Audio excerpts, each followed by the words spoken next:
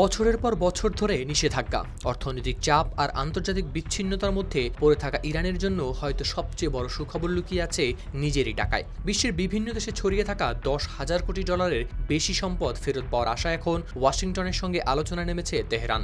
যুদ্ধ, অবরোধ আর মুদ্রাস্ফীতিতে ক্লান্ত ইরানের অর্থনীতি যেন দীর্ঘ অন্ধকারের পর দাঁড়িয়ে আছে আলোর খোঁজে, আর সেই আলোর বড় উৎস হতে পারে বিদেশে আটকে থাকা এই বিপুল অর্থ। সংবাদ মাধ্যম ওয়াল স্ট্রিট জার্নালের তথ্য অনুযায়ী প্রথম ধাপে অন্তত 2,400 কোটি ডলার ছাড় করার দাবি জানিয়েছে তেহরান। দেশটির কর্মকর্তারা মনে করছেন এই অর্থ ফিরে এলে আবার প্রাণ ফিরতে পারে ইরানের অর্থনীতিতে। সংবাদ মাধ্যম গালফ নিউজের প্রতিবেদনে প্রকাশ পেয়েছে এই তথ্য। এদিকে সবচেয়ে বড় অঙ্কের অর্থ রয়েছে চীনে। বিভিন্ন হিসাব অনুযায়ী সেখানে আটকে আছে 2,000 কোটি থেকে 5,000 কোটি ডলার পর্যন্ত।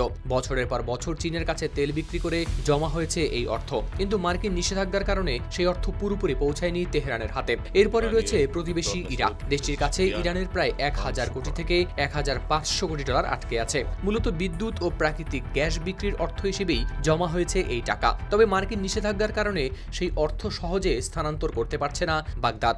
একসময় ইরানের বড় তেল ক্রেতা ছিল ভারত ও দক্ষিণ কোরিয়া। এই দুই দেশের কাছেও আটকে রয়েছে প্রায় 700 করে 1,400 কোটি ডলার। 2018 সালে নতুন করে মার্কিন নিষেধাজ্ঞা আরোপের পর স্থানীয় ব্যাংক ব্যবস্থায় আটকে যায় এই অর্থ।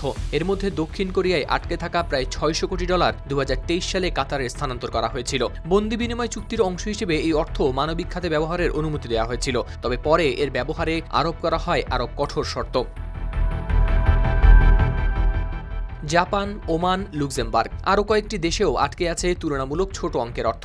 কিন্তু সব মিলিয়ে এই অর্থের পরিমাণ এখন তেহরানের জন্য এক বিশাল অর্থনৈতিক ভরসা। তেহরানের ব্যস্ত বাজার, মুদ্রার অস্থিরতা আর মূল্যস্ফীতির চাপে নিত্যদিনের সংগ্রামে থাকা মানুষের কাছে এই অর্থ শুধু কিছু সংখ্যা নয়, এটি নতুন শ্বাস নেওয়ার সুযোগ। দুর্বল মুদ্রাকে স্থিতিশীল করা, প্রয়োজনীয় পণ্য আমদানি ও অর্থনীতিকে আবার সচল করার একটি সম্ভাবনা। অন্যদিকে ওয়াশিংটনের কাছেও এই অর্থ একটি শক্তিশালী দর কষাকষির হাতিয়ার। তাই যুদ্ধবিরতি ও ভবিষ্যৎ চুক্তির আলোচনায় এই জব্দ সম্পদ এখন সবচেয়ে গুরুত্বপূর্ণ ইস্যুগুলোর একটিতে পরিণত হয়েছে। বহু বছর ধরে বন্ধ থাকা দরজাগুলো যদি এবার সত্যিই খুলতে শুরু করে, তাহলে এই অর্থই হতে পারে তেহরানের জন্য সবচেয়ে বড় অর্থনৈতিক পুরস্কার।